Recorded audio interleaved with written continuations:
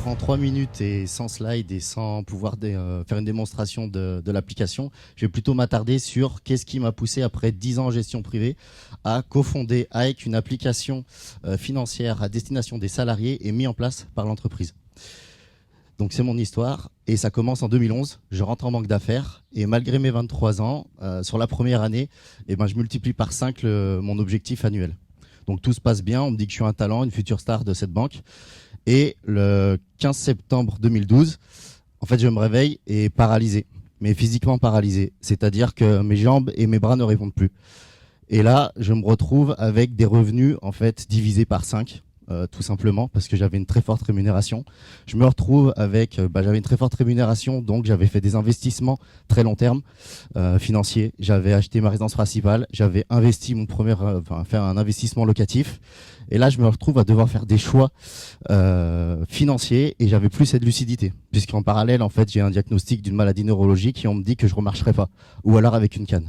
Bon, là, je suis là devant vous, donc ça s'est mieux passé que prévu.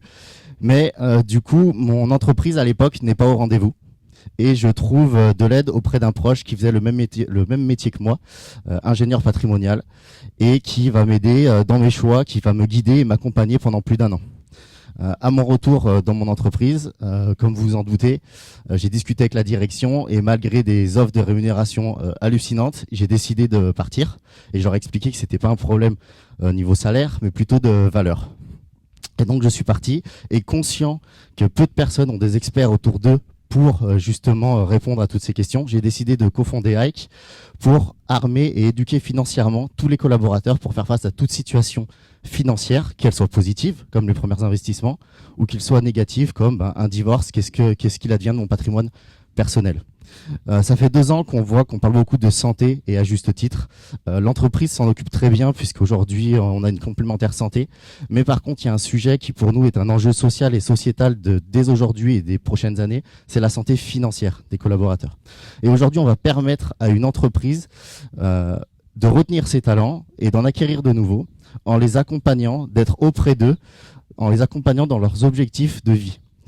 Mais sans être intrusif, grâce à une application d'éducation et de conseil financier. Comment ça se passe ? Toute l'année en fait 2021, on a fait un POC et MVP sur 1500 collaborateurs et fin février, on a sorti une application qui, dans un premier temps, va, en fonction des objectifs de vie, scorer la santé financière de l'individu en récupérant la data. On va lui donner un score et les axes d'amélioration pour augmenter ce score et atteindre ses objectifs. Deuxièmement, on l'a dit, l'accompagnement est primordial et il doit rester humain. Il y a une équipe d'experts financiers pluridisciplinaires disponible 7 jours sur 7 par chat, audio, comme si on ferait un audio sur WhatsApp, et en téléconsultation. Troisièmement, la pédagogie, parce que pour l'éducation, il faut énormément de pédagogie. Et donc, on va emmener du contenu non-stop personnalisé, en écrit, mais aussi en vidéo. Et quatrièmement, parce qu'une fois que le salarié va comprendre sa situation, comprendre le monde économique dans lequel il évolue, il va pouvoir agir. Et là, on va agréger des solutions financières, c'est-à-dire contrat d'assurance vie 100% responsable, crédit, immobilier, crypto-monnaie. Voilà comment ça va s'articuler et donc on passe par l'entreprise. Notre ambition, c'est tout simplement de devenir un standard d'entreprise au même titre que la mutuelle santé. Aujourd'hui, on pense que l'entreprise doit jeter un regard, mais doit prendre en compte la santé financière des collaborateurs. On est composé de 6 personnes aujourd'hui. Donc le lancement commercial, on a lancé commercialement l'offre depuis 6 semaines. Donc on a les 5 premiers clients. Et donc voilà, là c'est parti, on va rentrer en phase de levée de fonds. Les premiers clients, là, c'est des entreprises du numérique, plus ou moins petite taille, c'est des personnes qui nous ont fait confiance sur la phase test. Après, on est en discussion avec très avancée avec une 20aine de sociétés, dont des gros groupes comme Auchan, Volvo, et EDF d'ailleurs. Mais ces gros groupes, ça prend beaucoup plus de temps. Et aussi, il y a des comités qui analysent en fait l'application, vu que ça va être déployé aux salariés.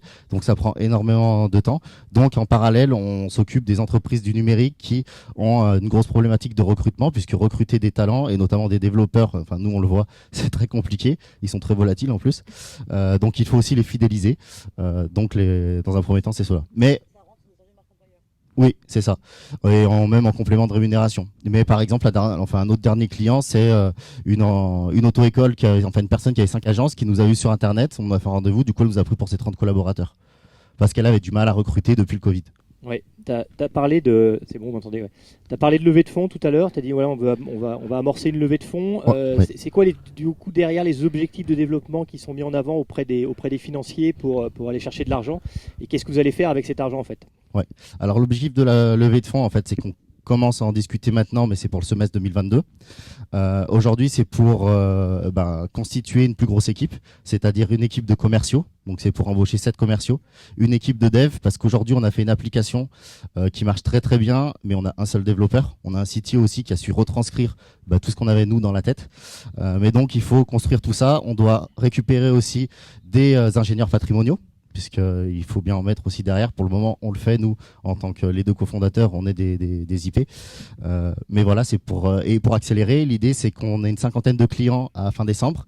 Et la levée de fonds, elle va être là pour continuer sur ces clients et aller beaucoup plus loin en industrialisant le process et aller jusqu'à la série A dans 18 mois.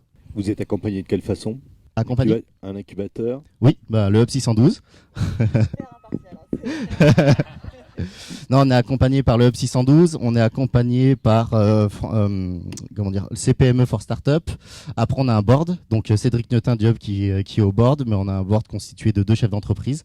Donc anciennement, une personne qui a revendu, mais c'était Alexio Change qui s'occupait de la stratégie sociale des entreprises, notamment chez Total, et Camille Dur qui lui fait du lean management, donc du consulting. Après, on a accompagné financièrement, la BPI nous a suivis sur de la R&D. On a eu aussi au début le Startup & Go sur le prêt d'honneur qui venait gonfler nos fonds propres que nous on avait investis. Donc voilà un petit peu l'accompagnement, que ce soit financier comme écosystème. En synthèse, là, le retour des premiers clients tests, là, les premiers clients qui vous font confiance, c'est quoi leur retour?